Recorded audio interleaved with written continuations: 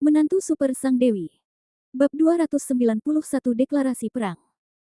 Pernyataan ini akhirnya membuat orang dari keluarga Lin menyadari keseriusan masalah ini. Dari awal hingga akhir, Lin yang tidak pernah mempertimbangkan untuk kembali ke keluarga Lin. Dia akan pergi ke keluarga Lin. Tapi itu jelas bukan untuk tujuan kembali, melainkan untuk menuntut keadilan dari keluarga Lin. Dia tidak lagi peduli dengan segala hal yang berhubungan dengan keluarga Lin. Bahkan, dia ingin menghancurkan segalanya milik keluarga Lin. Pria itu berkeringat deras, dan kengerian akhirnya muncul di matanya. Dia meremehkan pemborosan ini. Dari awal sampai akhir. Dia bukanlah seseorang yang harus diabaikan. Tetapi semua orang mengabaikannya. Baiklah. Sekarang saatnya bagimu untuk pergi. Lin yang mengangkat pistolnya lagi. Namun saat ini, moncong senjatanya yang berwarna gelap tidak lagi mengarah ke paha pria itu, melainkan ke dahinya.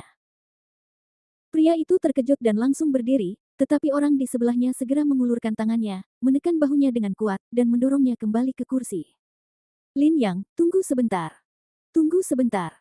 Aku punya hal lain yang ingin kukatakan, tolong tunggu sebentar. Teriak pria itu dengan tergesa-gesa. Silakan. Kata Lin Yang tanpa ekspresi. Mata pria itu bergetar dan ekspresinya sangat bingung. Akhirnya, dia berkata dengan cemas, Aku tahu penyebab kematian ibumu. Aku sudah tahu ini. Aku juga tahu siapa yang mengucilkannya, siapa yang ingin mengusirmu dari keluarga utama, memindahkanmu ke cabang samping, dan kemudian menikah dengan keluarga Su. Aku juga tahu ini. Lin yang menggelengkan kepalanya, jika kamu tidak memiliki informasi baru, diam saja. Kamu. Lin Yang, apakah kamu benar-benar berani membunuhku? Apakah kamu tahu apa akibatnya jika aku mati di sini? Seorang anggota keluarga Lin meninggal di Jiangcheng, dan kamu masih ingin tinggal di Jiangcheng. Saat itu, jangan katakan bahwa kamu adalah Dr. Lin. Jiangcheng ini ditakdirkan untuk tidak memiliki tempat bagimu untuk bersembunyi. Saat itu, seluruh Jiangcheng akan terbalik karena kamu. Kamu tidak akan pernah bisa melarikan diri. Anggota keluarga Lin berkata sambil menggertakkan giginya. Jadi menurutmu aku harus takut saat keluarga Lin datang?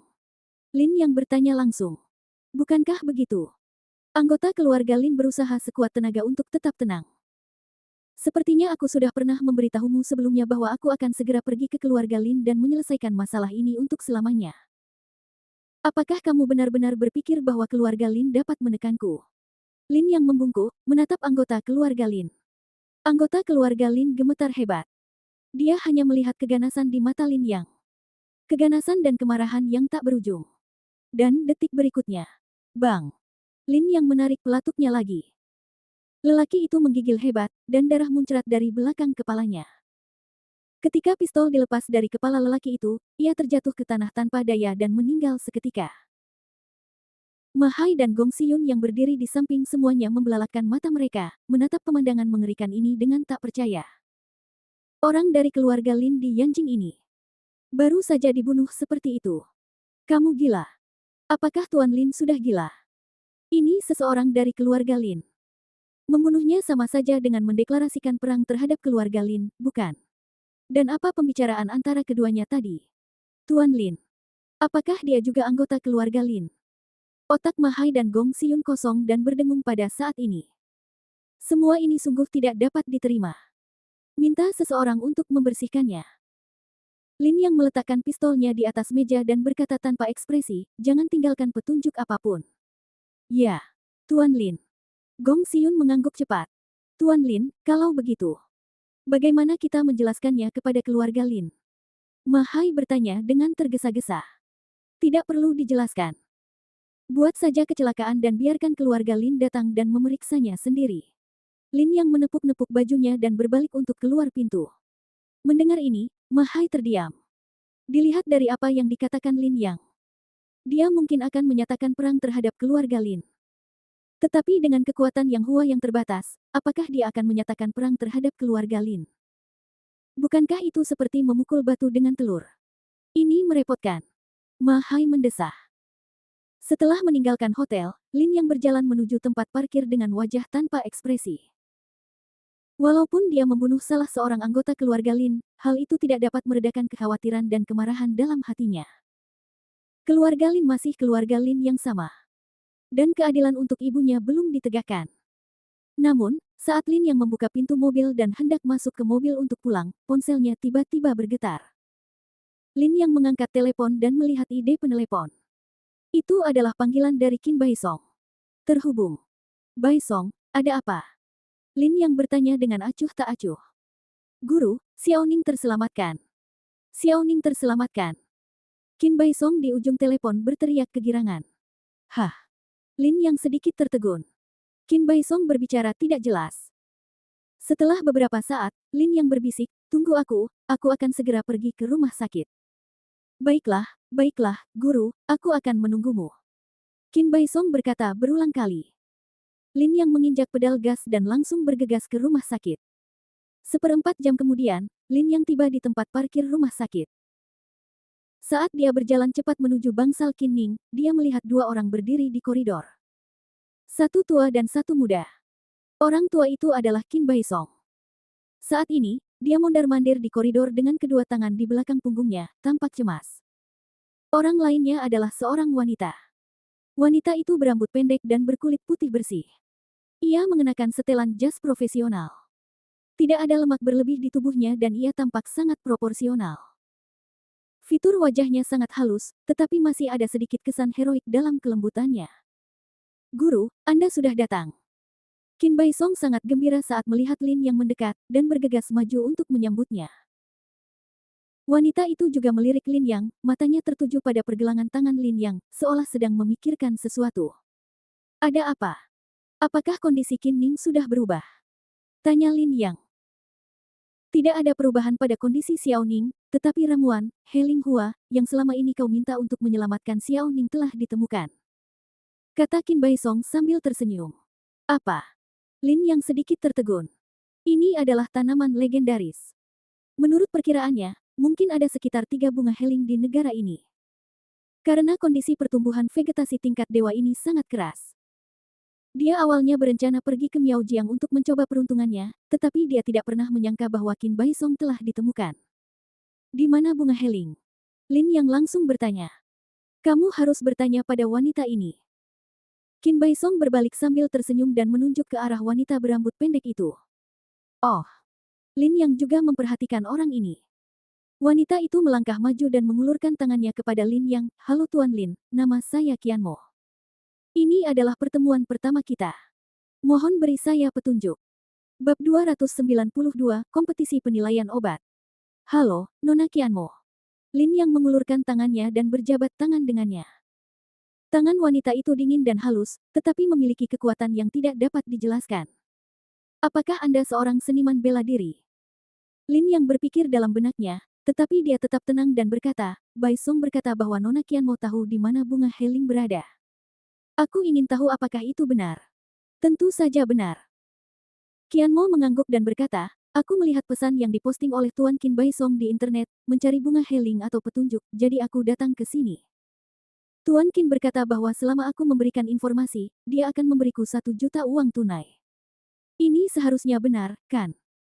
Tentu saja, tetapi kita harus memastikan apakah bunga heling itu asli. Kata Lin Yang. Guru, ini benar. Nona ini memberitahuku semua informasi tentang Heling Hua, dan semuanya sama persis dengan apa yang Anda katakan. Qin Baisong di sampingnya berkata dengan tergesa-gesa. Sejak informasi tentang keinginannya untuk membeli Heling Hua dipublikasikan secara daring, Qin Baisong menerima ratusan pesan pribadi setiap hari, semuanya membicarakan tentang Heling Hua, tetapi tidak ada satupun yang benar. Baru kali ini, Qin Baisong mempercayainya. Baiklah, karena kamu tahu di mana bunga teratai itu berada, mari kita cari sekarang. Lin yang mengangguk. Tuan Lin, tempat di mana bunga teratai itu berada cukup istimewa. Mungkin sulit untuk mendapatkannya. Qian Mo menggelengkan kepalanya. Di mana bunga heling? Lin yang bertanya sambil mengerutkan kening. Di seluruh Tiongkok, di mana lagi Anda bisa menemukan begitu banyak bunga dan tanaman eksotis? Tentu saja apotek Qi, kata Qian Mo. Apotek aneh. Qin Baisong tercengang.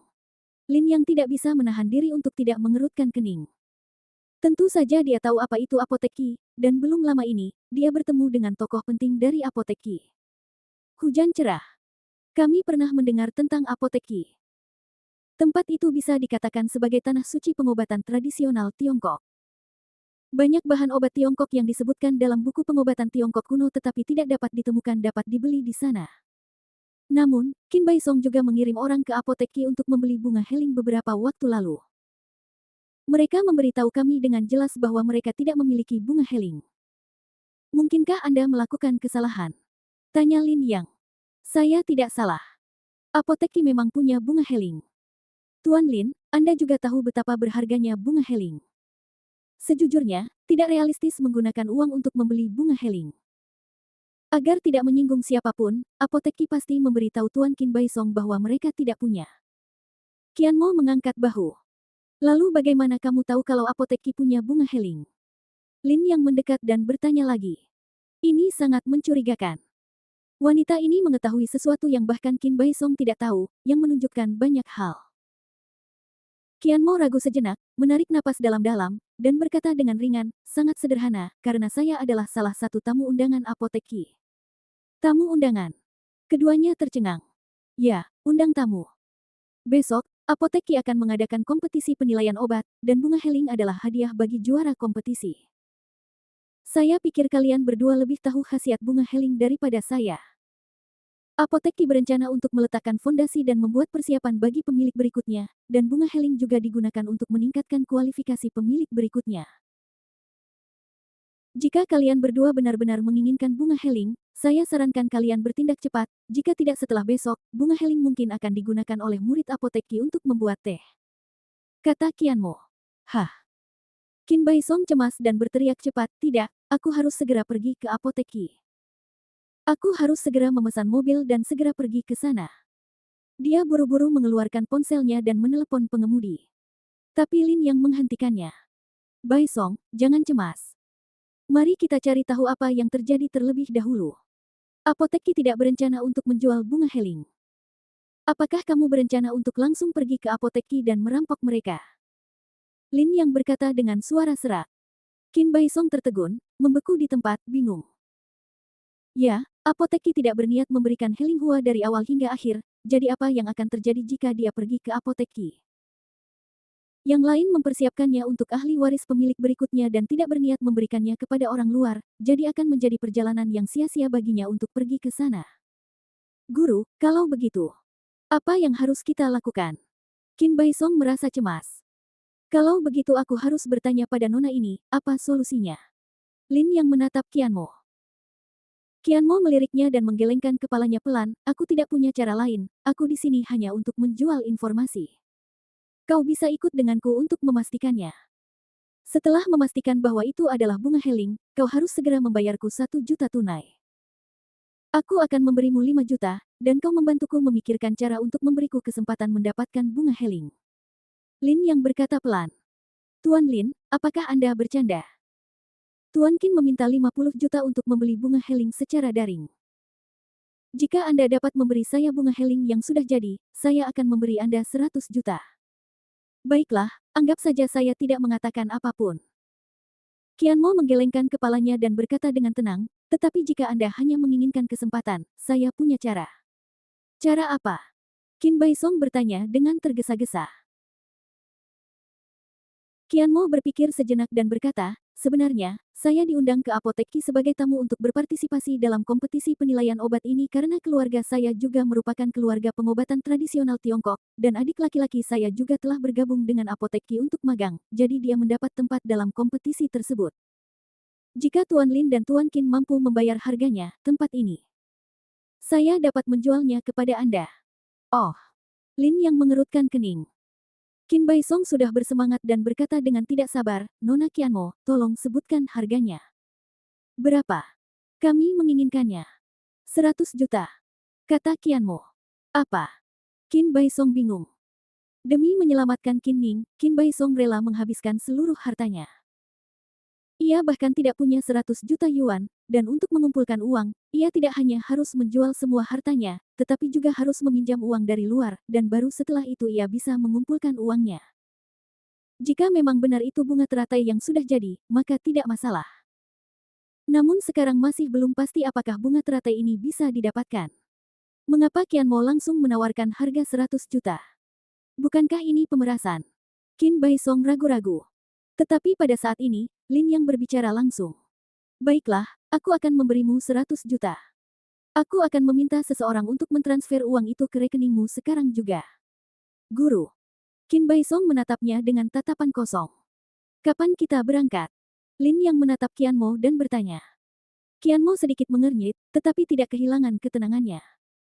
Dia mengangguk dan berkata, aku akan menunggumu di pintu jam 8 besok pagi. Bab 293, Peniruan Identitas. Keesokan paginya, Lin yang membuat beberapa persiapan dan menunggu di pintu. Qin Bai Song berdiri di sampingnya, dia masih tampak cemas. Bagaimanapun, ini terkait dengan kehidupan cucunya, bagaimana dia bisa tetap tenang. Tak lama kemudian, sebuah mobil BMW X4 merah melaju dan berhenti di depan mereka berdua. Qian Mo, yang mengenakan kacamata hitam, menurunkan kaca jendela mobil dan mengangguk pada mereka berdua. Lin yang duduk langsung di kursi penumpang. Qin Bai Song juga siap untuk masuk ke dalam mobil. Apa yang sedang kamu lakukan? Qian Mo melirik Qin Bai Song, mengerutkan kening dan berkata, kamu tidak bisa pergi. Apa? Qin Bai Song tercengang. Tuan Qin Bai Song, Anda terkenal, dan banyak orang di apotek Qi mengenal Anda. Bagaimana Anda akan menjelaskannya jika Anda datang ke sana tanpa diundang? Apa yang kami lakukan bersifat rahasia, jadi kami harus bersikap rendah hati. Tuan Lin dan saya akan pergi. Qian Mo berkata dengan tenang. Qin Bai Song tertegun sejenak, lalu dia menghela napas pelan, berjalan ke jendela mobil dan berkata dengan sungguh-sungguh, Guru, kali ini. Aku mengandalkanmu. Setelah itu, dia membungkuk. Jangan khawatir, aku juga bertanggung jawab atas urusan Xiao Ning. Aku akan membawa bunga Heling kembali. Lin yang mengangguk dengan serius. Mobilnya menyala. Apotek Qi sangat jauh dari Jiangcheng, dan sudah pasti sudah terlambat untuk sampai di sana dengan mobil. Qian Mo mengantar Lin yang langsung ke bandara dan naik pesawat terdekat. 2 jam kemudian, pukul 9 pagi, keduanya tiba di Jinchang. Setelah memanggil taksi Didi, keduanya langsung menuju ke apotek Qi. Qi Pharmacy juga merupakan organisasi akademis yang mirip dengan Nanpai. Tentu saja, semuanya bersifat swasta. Namun, fokus mereka bukan pada pengobatan Tiongkok, melainkan pada pengobatan herbal Tiongkok. Orang-orang di Qi Pharmacy juga memahami pengobatan Tiongkok, tetapi yang paling mereka kenal adalah pengobatan herbal Tiongkok yang memiliki efek ajaib. Apotek Qi terletak di pinggiran kota Jinchang. Kota ini sangat dekat dengan Yanjing, dan Anda dapat melihat banyak orang kaya di sana. Kami sudah sampai, para tamu. Sopir itu berbalik dan berkata ketika dia tiba di pintu masuk apotek Qi. Keduanya keluar dari mobil dan berjalan menuju gerbang. Gerbang apotek Qi serupa dengan gerbang universitas, hikmat dan sakral. Saat ini, sudah ada kerumunan orang di dalam gerbang, mobil-mobil mewah berkumpul di luar gerbang, dan sejumlah besar orang berpakaian mewah, baik yang kaya maupun yang mulia, masuk. Beberapa pemuda dan pemudi berpakaian biru muda juga terlihat masuk dan keluar. Mereka adalah mahasiswa farmasi Qi. Ikuti saja aku, kata Qian Mo dengan suara rendah, menoleh ke samping, dan berjalan menuju gerbang. Kemudian saya melihat Qian Mo mengeluarkan kartu pos dari suatu tempat dan menyerahkannya kepada seorang siswa yang berdiri di pintu. Murid itu melirik kartu pos itu, wajahnya terkejut, lalu dia buru-buru berkata, ternyata itu Nona Qian Mo. Nona Qian Mo, silakan ke sini, kompetisi akan segera dimulai, silakan pergi ke ruang tunggu untuk melakukan beberapa persiapan, kami telah menyiapkan teh dan makanan ringan, silakan tunggu sebentar. Baiklah. Qian Mo mengangguk dan membawa Lin Yang ke apotek Qi. Lin Yang membetulkan topi bisbolnya, menurunkan kerah bajunya, dan melihat sekeliling. Dia tidak mau memakai topi, tetapi Ming Yu pernah melihatnya sebelumnya, jadi dia tetap harus waspada. Akan merepotkan jika dia dikenali. Tetapi kedua hal ini jelas tidak cukup. Kamu ingin aku menggantikan posisi siapa? Lin Yang bertanya pada Qian Mo saat mereka tiba di ruang tunggu. Saudaraku, Mo Xiaowu, kata Qian Mo pelan. Meskipun saudaramu hanya magang di sini, kurasa banyak orang pasti pernah melihatnya. Sebenarnya, beberapa waktu lalu saudaraku tidak sengaja tersangkut di sarang tawon saat mengumpulkan tanaman obat, dan sekarang seluruh wajahnya bengkak, jadi kurasa semua orang harus mengerti jika kamu memakai topeng untuk berpartisipasi dalam kompetisi identifikasi obat. Jika kamu tidak dapat melihat wajahmu, tidak seorang pun akan tahu siapa dirimu. Kata Qian Mo, mengeluarkan topeng hitam dari tas di sebelahnya dan menyerahkannya kepada Lin Yang. Lin yang mengambilnya, melihatnya beberapa detik, lalu mengambilnya. Topeng itu menutupi semua yang ada di bawah matanya. Kecuali jika seseorang sangat mengenal Mo Xiaowu, mustahil untuk mengetahui apakah dia asli atau palsu hanya dengan melihat matanya. Juga, ini kartu identitas Xiaowu. Simpan baik-baik. Kamu bisa menggunakannya untuk mengikuti kompetisi penilaian obat dengan kartu identitas mahasiswa apotek Qi nanti. Qianmo mengeluarkan beberapa barang dari tasnya lagi dan menyerahkannya. Sepertinya kamu sudah siap. Lin yang melirik foto di kartu identitas pelajar. Itu adalah seorang anak laki-laki yang tampan. Namun, saat melihat penampilan pemuda ini, Lin yang merasa linglung. Sepertinya, saya pernah melihat orang ini di suatu tempat. Baiklah, waktunya hampir habis. Pergilah ke ruang kontestan dan gantungkan kartu identitasmu. Ingat, usahakan untuk tidak terlalu banyak bicara dan jangan menghubungi siapapun agar identitasmu tidak terbongkar. Baiklah. Lin yang mengangguk dan pergi dengan barang-barangnya. Qianmo diam-diam memperhatikan kepergian Lin Yang, cahaya aneh berkelebat di matanya yang bagaikan permata. Dia mengeluarkan telepon genggamnya dan menekan sebuah nomor. Qianmo, ada apa? Terdengar suara cemas di ujung telepon. Semuanya berjalan sesuai rencana. Karena kita di keluarga Mo tidak mampu memprovokasi Dr. Lin, biarkan orang-orang dari apotek Qi yang mengurusnya, kata Qianmo ringan. Hahaha, bagus, bagus. Sepertinya aku akhirnya bisa membalas dendam. Hahaha. Terdengar tawa arogan di ujung telepon. Bab 294-10 Jenius. Ketika dia tiba di ruang kontestan, Lin yang mendapati ruang itu sudah penuh dengan orang. Total ada 6 ruangan kontestan, dan masing-masing ruangan berisi ratusan orang. Lin yang semula mengira kompetisi penilaian obat ini akan menjadi kompetisi kecil dengan peserta paling banyak 100 orang, tetapi ia tidak pernah menyangka ternyata pesertanya bisa sampai 1000 orang. Namun, itu masuk akal. Apotek Qi bukanlah sebuah faksi akademis biasa. Skalanya juga sangat besar. Konon, Apotek Qi memiliki puluhan ribu mahasiswa, dan memiliki koneksi dengan banyak universitas pengobatan Tiongkok di Tiongkok. Dapat dikatakan bahwa Apotek Qi merupakan institusi akademis yang sangat kuat. Karena kompetisi penilaian obat ini dimaksudkan untuk mempersiapkan pemilik Qi Farmasi berikutnya, skala acaranya tentu tidak akan sederhana. Lin yang menghela napas lega dan benar-benar berharap kompetisi dapat segera selesai. Bagaimanapun, situasi di Jiangcheng saat ini tidak optimis, dan dia juga harus mengawasi pergerakan keluarga Lin. Tidaklah baik baginya untuk membuang-buang waktu di sini. Tetapi karena aku sudah di sini, rasanya tidak masuk akal jika aku tidak membawa Heling Hua bersamaku. Hei, Xiaowu, ada apa denganmu? Kenapa kamu masih memakai topeng? Kalau tidak ada tanda nama di dadamu, aku tidak akan bisa mengenalimu. Pada saat ini, seorang pria jangkung dengan seringai di wajahnya maju dan berkata sambil tersenyum. Lin yang mengerutkan kening. Dia tidak tahu apa hubungan antara orang ini dan Mo Xiaowu. Setelah berpikir sejenak, dia hanya mengangguk sebagai salam dan tidak repot-repot mengatakan apapun lagi. Hei, Xiaowu, kenapa kamu tidak bicara? Mau kemana? Kenapa kamu tidak menjawab pertanyaanku? Pria itu tampaknya tidak berniat melepaskan Lin Yang, dan segera mengejarnya sambil tersenyum. Xiao Zhang, tolong lepaskan Xiaowu. Dia sudah cukup menderita. Hanya karena memetik beberapa tanaman herbal, dia menusuk sarang tawon, dan seluruh wajahnya tersengat hingga tak bisa dikenali. Tolong jangan gunakan bekas luka orang lain.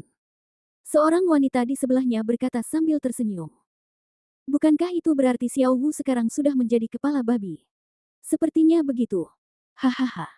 Sekelompok orang itu tertawa gembira. Lin yang bingung karena dia benar-benar tidak bisa mendengar apa yang lucu dalam perkataan orang-orang ini.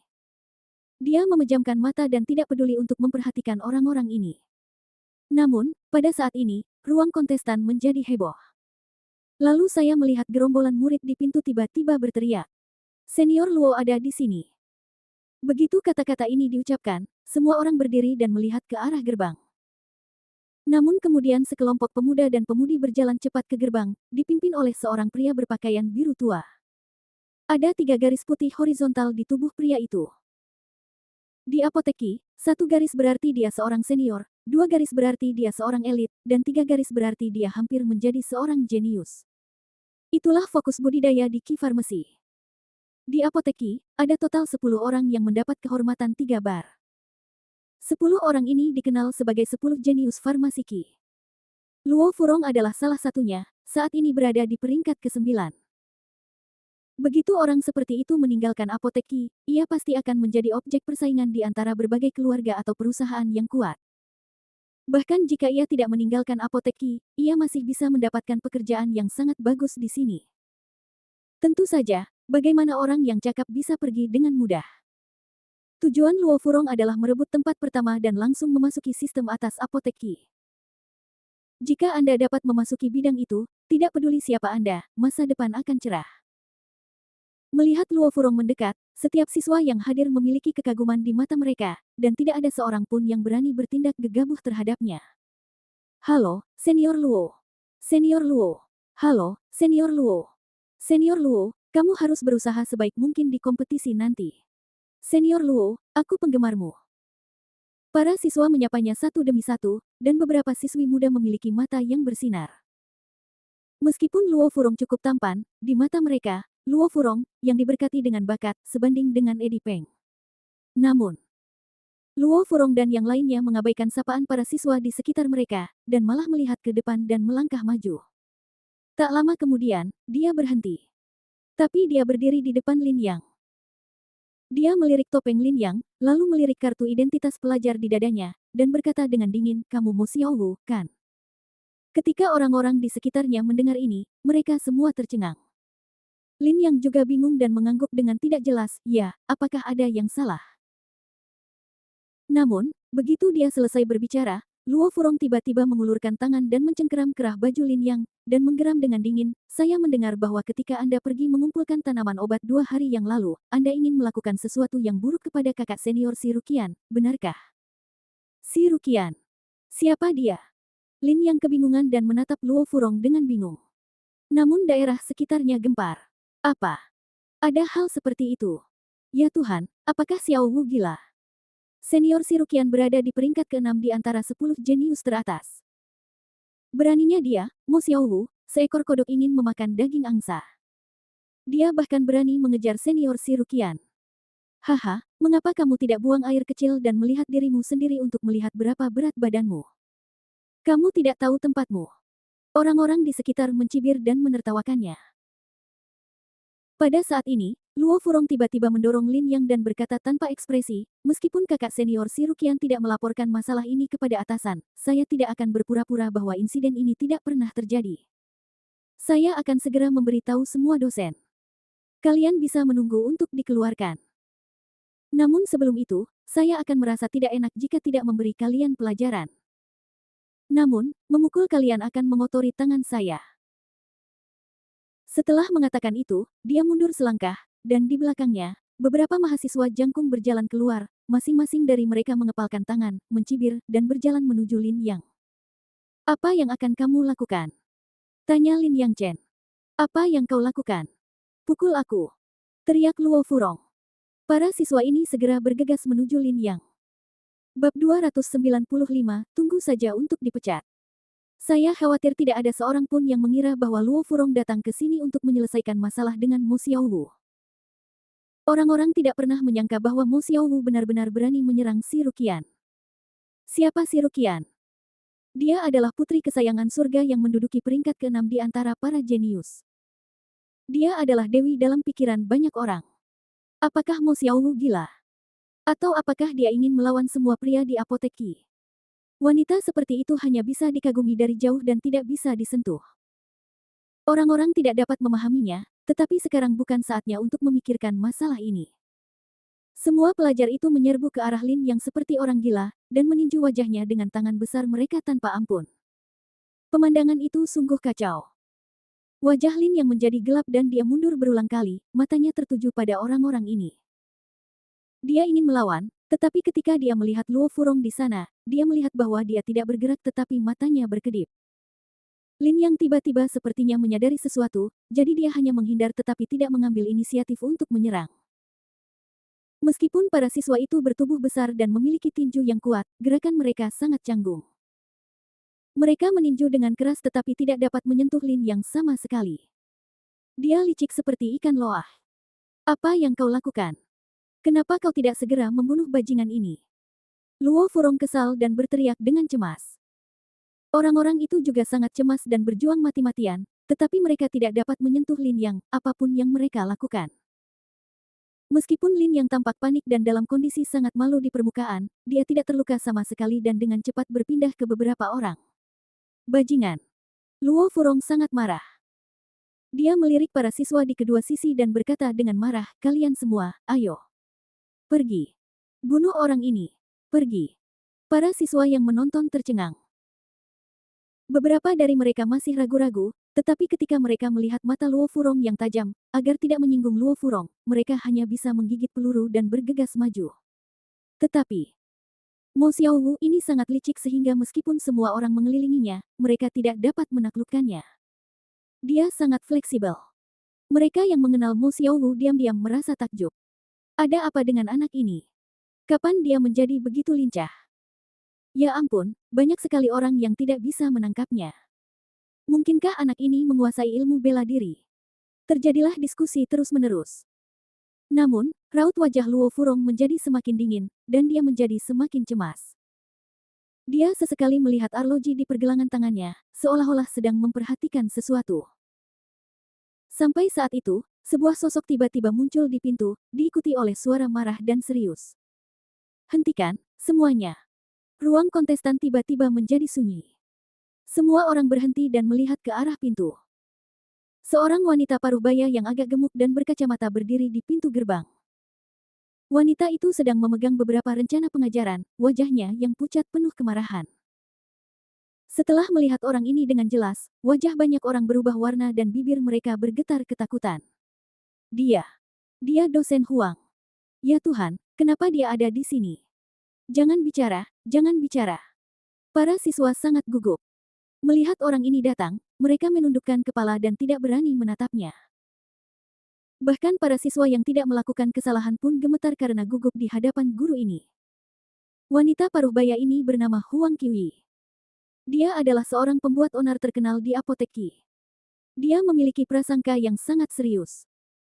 Dia sangat baik kepada para siswa dengan bakat luar biasa dan prestasi akademik yang sangat baik. Namun, jika ada orang dengan bakat rata-rata yang bertemu dengannya, dia akan memukul atau memarahi mereka tanpa ampun. Sebagian besar siswa takut padanya. "Guru Huang, Anda di sini." Luo Furong tersenyum. "Rong, maju untuk menyambutnya." "Furong, kamu memanggilku ke sini untuk memeriksa situasi di ruang kontestan ini. Bukankah kamu mengatakan bahwa semuanya teratur dan layak dinilai sebagai ruang kontestan teladan? Kok bisa terjadi perkelahian? Memalukan sekali. Memalukan sekali." Dosen Huang berteriak berulang kali, wajahnya penuh kemarahan. Ketika kata-kata itu diucapkan ke tanah, semua orang di sekitar mereka tiba-tiba menyadarinya. Lin yang di sini juga sadar. Ternyata ini jebakan yang dibuat oleh Luo Furong. Dosen Huang dipanggil untuk diperiksa oleh Luo Furong, yang berarti Luo Furong tahu bahwa dosen Huang akan datang, tetapi dia masih meminta orang untuk berurusan dengan Mo Xiaowu meskipun tahu bahwa dia akan datang. Apa yang ingin dia lakukan? Jelas dia ingin menuduh Mo Xiaowu berkelahi. Peraturan apotek Qi sangat ketat. Jika ada yang berani membuat masalah di sini, begitu terbukti, dia pasti akan dikeluarkan dari apotek Qi.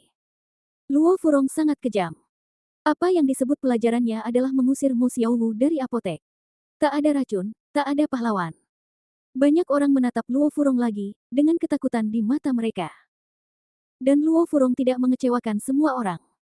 Kemudian dia mengangkat tangannya, menunjuk Lin Yang dan berteriak, "Guru Huang, tolong bersikap adil." Mo Xiaowu ini tiba-tiba memukuli para siswa tanpa alasan. "Kamu harus membela para siswamu." Memukul. Dosen Huang segera melotot ke arah Lin Yang dan berkata dengan marah, "Mo Xiaowu. Benarkah ini?"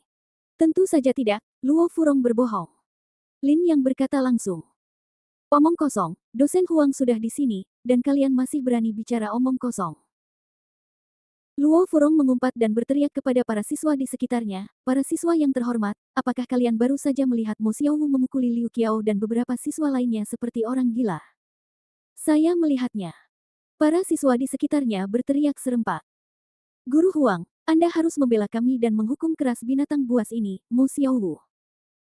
Dia mulai memukuli Liu Qiao, dan saya pergi untuk memisahkan mereka, tetapi dia akhirnya memukuli saya juga." "Guru Huang, Mo Xiaowu gila.